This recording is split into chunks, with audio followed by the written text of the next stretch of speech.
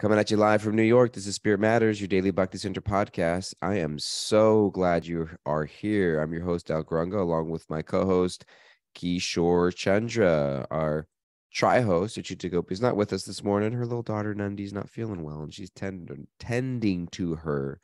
So please send her lots of love and healing prayers, your healing energy their way. Precious little Nandi. So it's just us this morning and our live Zoom studio audience, and we're always so glad that you are here. And wherever you're listening from podcast land, we love you. Just want to let you know this is your daily check-in. It's really what this podcast started as, your daily check-in from us and with you. So in that spirit, how you doing, Kishore? Kishore, your glasses are fogging because your tea is hot. I'm well. Happy to be here. Well, and happy to be here. Good. We tell them to say that every time. All right. So we started the third chapter of Bhagavad Gita. We read Bhagavad Gita every day as a means of spiritual connection and inspiration and guidance and recentering, a little bit of spiritual nourishment. So we started the third chapter yesterday, and we left off with Arjuna asking these questions related to what's the right thing for me to do.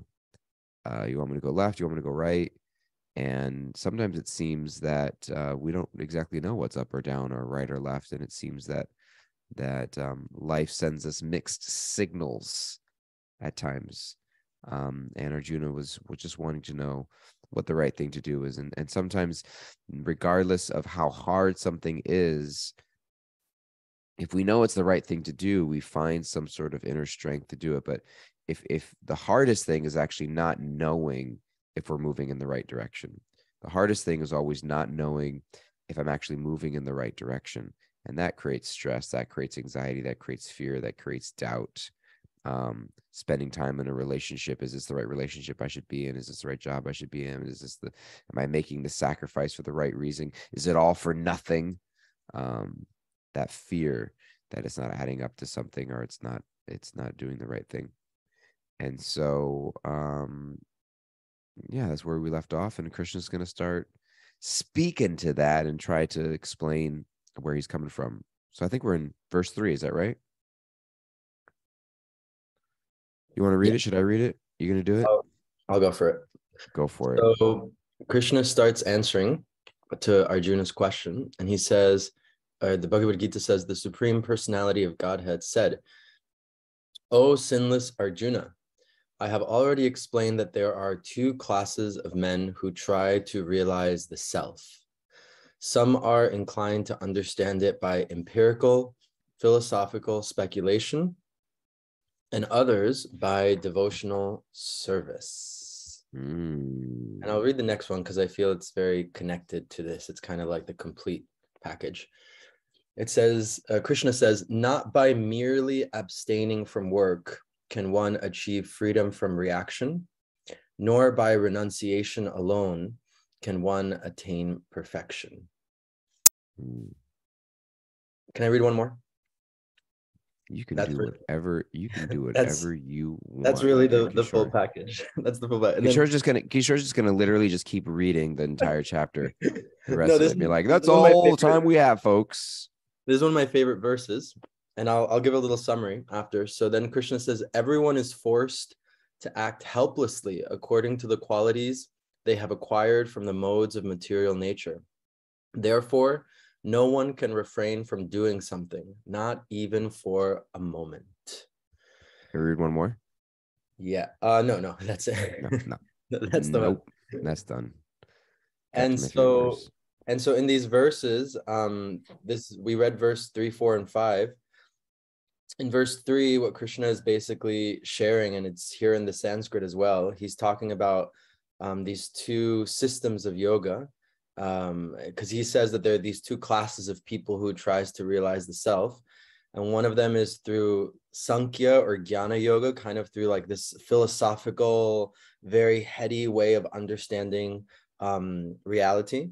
and then the other is the karma yoga or buddhi yoga, which this term is going to be used a lot in chapter 3, and where he's going to dive into understanding of what this means. But really, in a super duper big nutshell, it's the way of understanding reality through action, but not just through meaningless action, through action that is devoted to something bigger than us, to action that is where we're not so focused, like you were talking about, Dayal, we're not so engrossed in what the reaction or what the result of that action is going to be, but we're rather acting from a place of selflessness, acting from a place of communion. And I really love the following 2 verses, because it's kind of the follow-up that Krishna gives, that like he's kind of in text 4 dissing a little bit, or just kind of just saying like, hey, this Jnana Sankhya yoga, it's not going to really work, because just by renunciation and just by saying, you know what, material world, I'm not engaging with you, I'm not going to do it, I'm not going to be here, I want to go to the mountains and live in a cave and just study philosophy all day. Krishna says, actually, it's not going to work. And then in text 5, he even goes further to say, like, actually, everyone is forced to act helplessly. Like, no matter what you do, even if you're still, even if you're trying to not think, that trying to not think is still an action. Even if you're not moving, that trying to not move is still an action, right? So no matter what, everyone is kind of helplessly moved to act in a way according to their nature. And so he'll go on kind of developing what that means and everything, but super interesting verses. Would love to hear what you have to say, DG. Thank you for all of your thoughtful reflections. I was thinking it's a really great concept, and it's a really pivotal foundational concept in the Gita, the idea that, and Krishna will elaborate on this more as we read the verses, that you can never fully run away from yourself. People have been waiting in the waiting room of our Zoom chat. I was reading the verses. Welcome, new Zoomers. You can never really fully run away from yourself, in that your nature, like who you are, catches up with you in a good way, in the sense that like is like who you're meant to be in this life is not meant to be oppressed, is not meant to be ignored or cast aside, but rather it's meant to be integrated. We're meant to integrate who we are into our daily work, into our daily interactions, and allow that to use our nature, to use our God-given qualities in a way that can be of service to others, and then that itself brings about joy to the heart and joy to the soul. And that we bhakti yoga is the yoga of devotion. It's a path of the heart.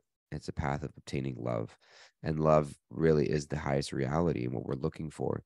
And love is something that you don't fall into, but it's something that you foster. It's something that you develop and that you cultivate and that you nurture and that you work on, and that you aspire for through the ways in which you act in love.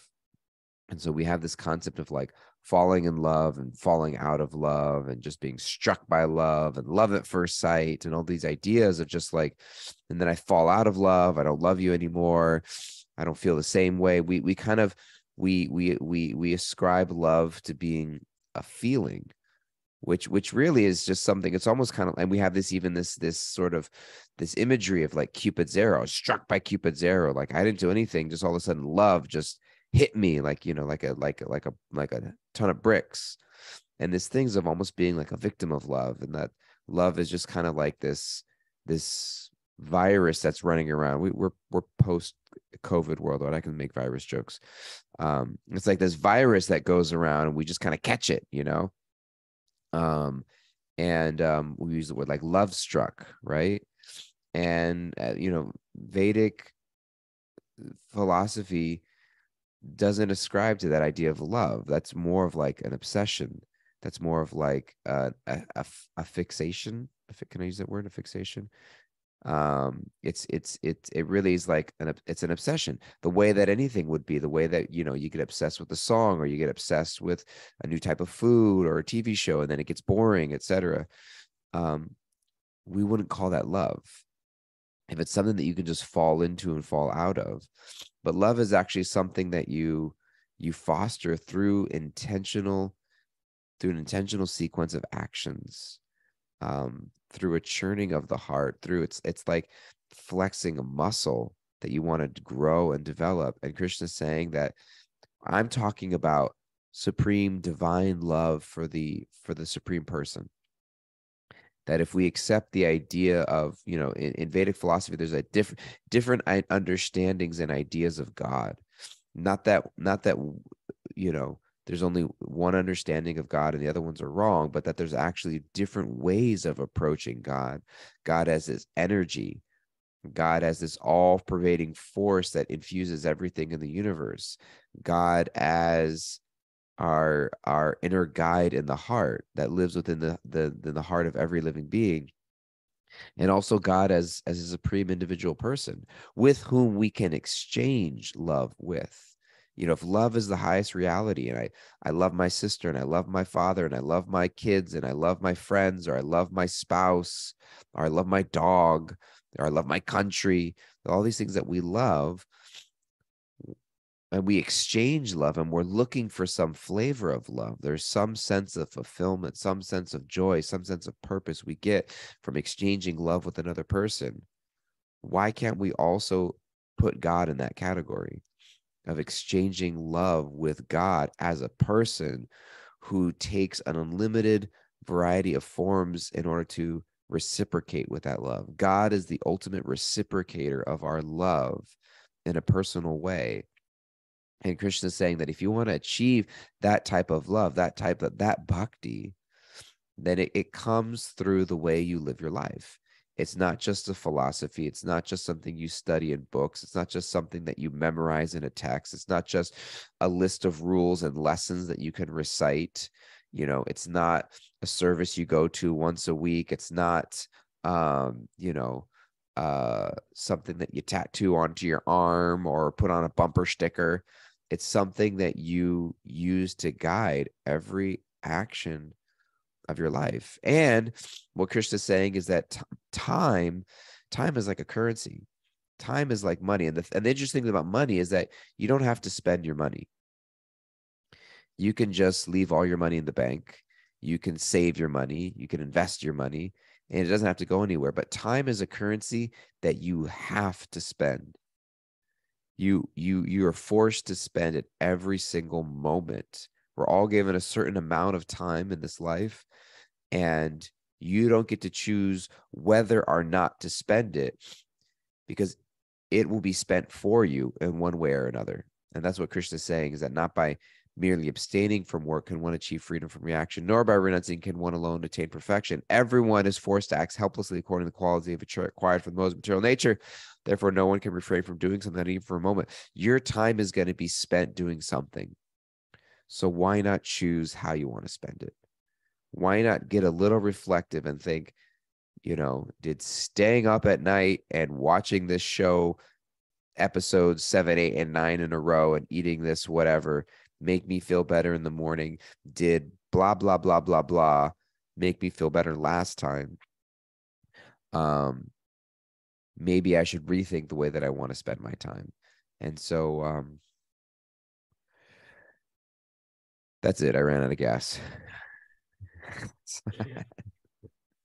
I think all of those points that you made are great. That's my new thing. I'm just decided that that's how because normally I'm like, okay, gotta wrap it up. I gotta put it volley over a question. I've got to like give a nice point. I think it's better for me to just kind of wind up the gear, just let it fly, and then admit when I run out of gas. I like that. Okay. I like that. I think it's really interesting, this topic and this question about love, because love is one of those words, and I appreciate you speaking about kind of just like the way that we think of love, falling out of love, falling in love, is merely, just a, like almost like a material obsession that we're having, because it's so fleeting in a sense. And so Bhagavad Gita is speaking so much more about that. And I really like in the purport of verse 3, Srila Prabhupada, and we hear these words a lot. Srila Prabhupada mentions this a lot, but he's talking about the two different yogas, or the two different systems that like Krishna's about to speak about in these next few chapters. Sankhya / Jnana yoga, and now this karma yoga, or this buddhi yoga. And he says, therefore, both the yogas are independent as religion and philosophy.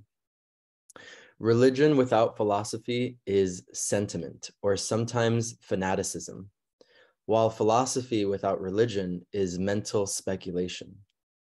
The ultimate goal is Krishna, because the philosophers who are also sincerely searching after the absolute truth come in the end to Krishna consciousness. This is also stated in Bhagavad Gita. He continues, the whole process is to understand the real position of the self in relation to the super self. The indirect process is philosophical speculation, by which gradually one may come to the point of Krishna consciousness. And the other process is directly connecting everything with Krishna in Krishna consciousness.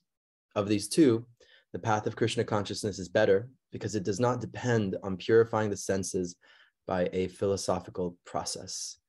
Krishna consciousness is itself the purifying process, and by the direct method of devotional service, it is simultaneously easy and sublime.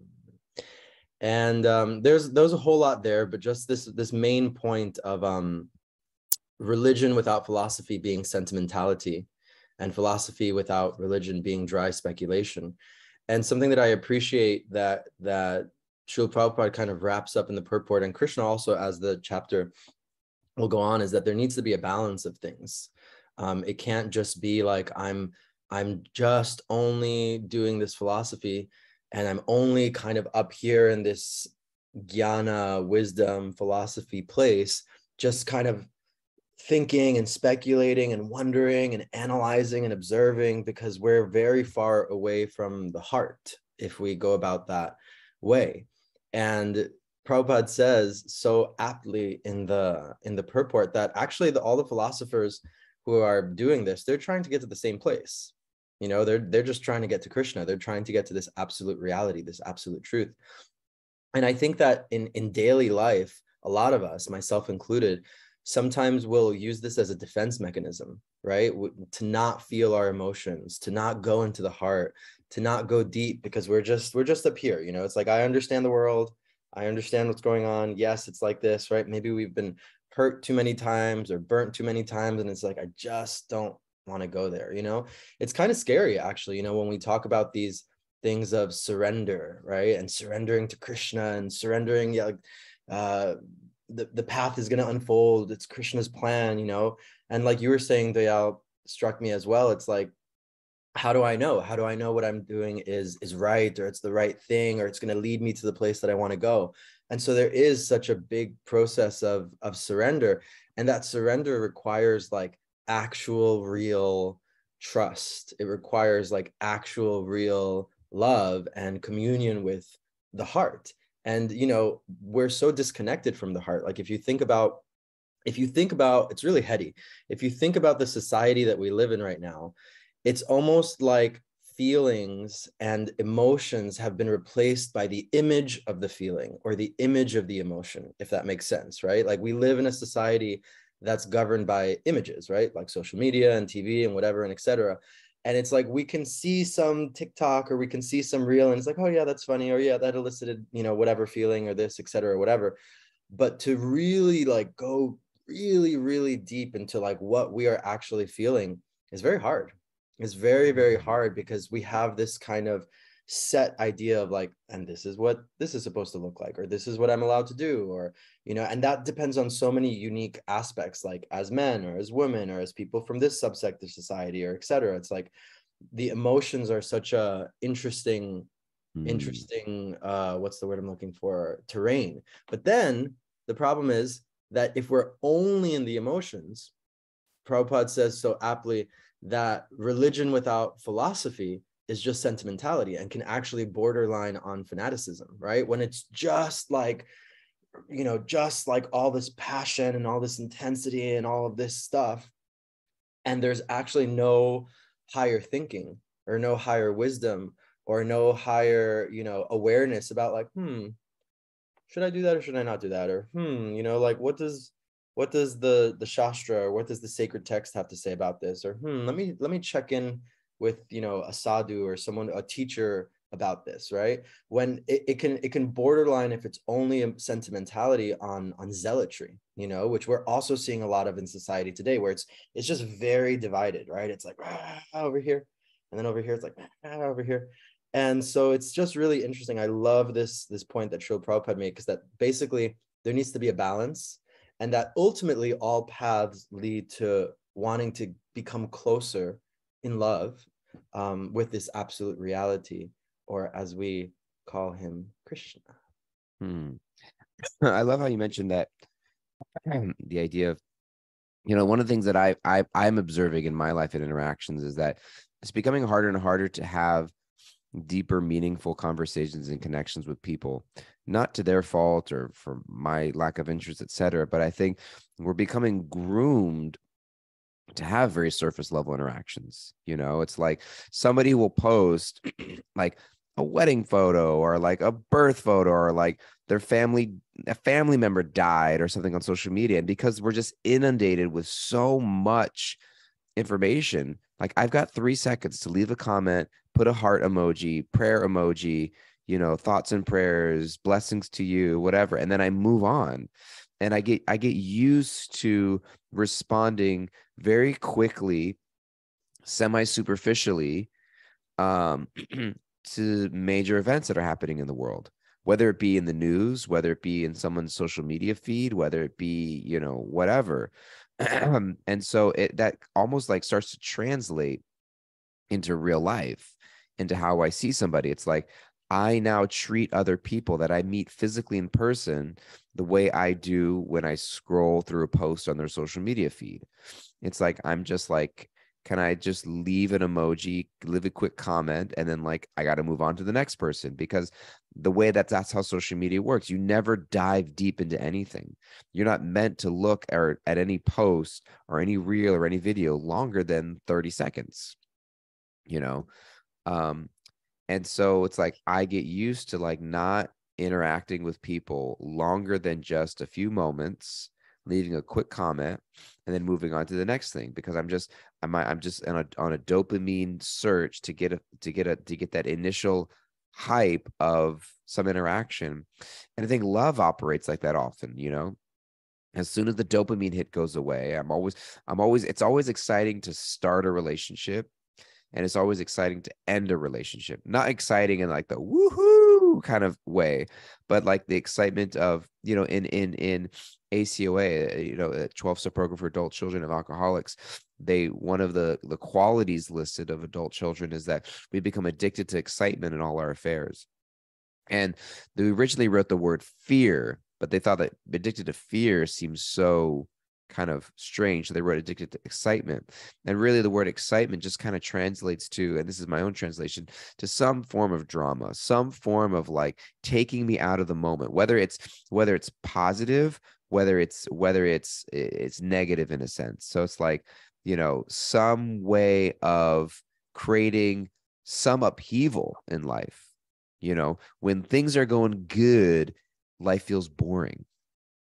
And so I'm looking for somebody who's going to bring some excitement into my life, whether it's positive excitement to whisk me off of my feet and take me to Paris or go on vacation or have dinners, etc., or some our reverse side of excitement of like some argument, some sort of like anxiety, some sort of worry of don't leave me and why are you talking like this, and etc.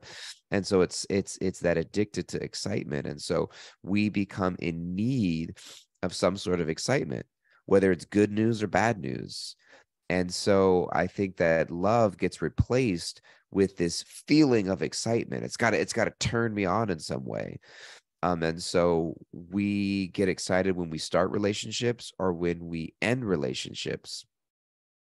but maintaining them is really, really hard. And that, I think, is where Krishna is calling us. And that's why, maintaining anything is really, it's easy to get a new house plant. It's easy to kill a house plant.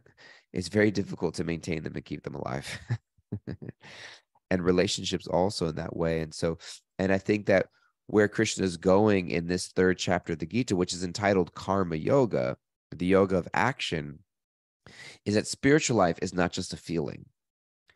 Don't treat your spiritual life so cheaply the way that you would, um, uh, a cheap relationship. Don't fall in and out of love so quickly, but realize that like you're going to foster love. And that's why I think a lot of people become nervous or scary. Like, I don't follow any particular path, or all paths lead anywhere. Imagine if you started talking to like people, you know, it's like, I don't have to be, I'm friends with you, but I'm not friends anymore because I can be friends with anybody. And it's just like, well, you're not like committed to me as a friend or as a person. And so I think that also Krishna's calling us to the religion part, which we normally think of like the rules and the institutionalization and the do's and the don'ts and all of those things, that we normally get so detested. Is that a word? It detests me. Detests? No. Yeah. Like averted? Averted, disgusted by, or averse to. Krishna saying that, yeah, if it's an empty shell and it's just rote ritual, then of course, then it's not leading you anywhere. But if you're recognizing that the process of spiritual life becomes a container in which I get to practice and deepen my ability to love, because I'm committing myself to a path. I'm not just looking to start and end relationships one after the other. I'm willing to kind of put myself and put in the work to get somewhere. Krishna's going to start laying out this path of like karma yoga, of the path of action, of using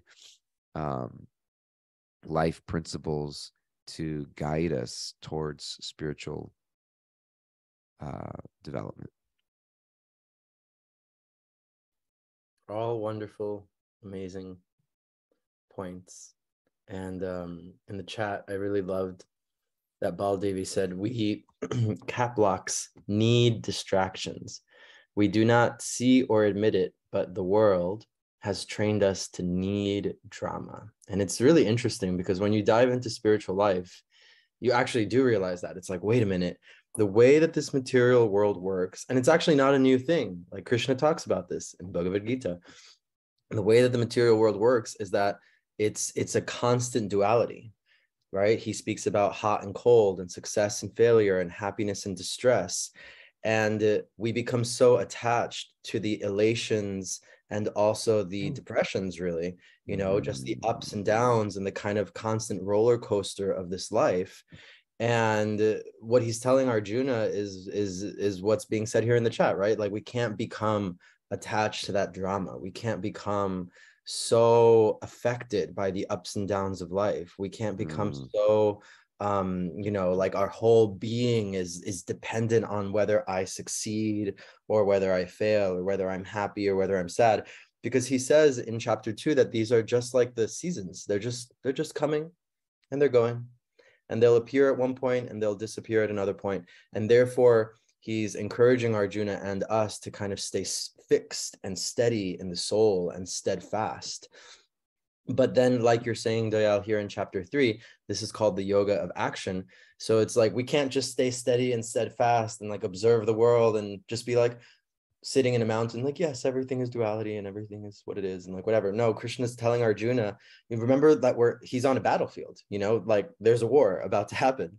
And so he's reminding and eliciting Arjuna, it's like, actually, you also have to act, right? You can't not even not act. That was like a double negative, right? You're going to be impelled to act no matter what you do. And therefore, now let me explain to you this yoga of action, or this karma yoga. but we're running out of time. We're out of time. Done. Time. This is how we spent our time. We're all given a limited amount of time. And thank you for spending it with us. I hope that you don't regret it. Like, oh, what did I just do? Could I have that 30 minutes back? Kimberly, our Wrap It Up Acharya, what kind of takeaways you got for us today? Thank you for taking away today that we can never run away from our nature and who we are. It's meant to be integrated in a way of service. We need balance. Spiritual life and love is not just a feeling, it's something we nourish through intentional sequence of actions. And lastly, God is the ultimate reciprocator of our love. That's sweet. Did we say all that? She has such a wonderful way of like. Yeah, I think she slipped in a few of her own things in there. She's like, listen, guys, I'm going to up the game here. Final word, Kishore? Final word is that I'm excited to talk more about chapter 3. It's one of my favorite chapters in the Gita, because I think this point that Kimberly made, which I can't even remember the exact wording that she used, but this point that Krishna makes, that like we're all impelled. Oh yeah, that's right. That we're all impelled to action according to our nature. So I'm really walking away with that, of just really knowing what and Krishna will talk about this more. There's our spiritual and eternal nature as a soul, which he already spoke about a lot in chapter 2, and he'll speak about later again in chapter 13 or something, I think. And then there's the nature of like the material world, and the nature of us in this body, and the nature of Arjuna as a fighter and as a warrior. And so I'm just walking away with this remembrance of like, yeah, I have a nature. We all have a very specific nature. And we were born into this body for a reason, and we were born into our families for a reason, and we're in this place and time for a reason. And it's always really humbling to remember that, because it reminds me that Krishna has a plan for me. Krishna does have a plan for you. And it's a good takeaway to have. Krishna's got a plan for me. I'm taking away just the idea of time, and how everything I'm doing is cultivating an inclination to do more of the same thing. And so being, what type of conditionings or habits do I want to create for myself? Because every action that I do cultivates a conditioning or a habit somewhere. And so just being kind of conscious of that. I feel like I can talk a lot about that maybe tomorrow. Okay, guys, love you guys so much. Grateful for you. Thank you for being here with us. Please be well. Take care, and we will look forward to seeing you next time. Bye-bye, everybody.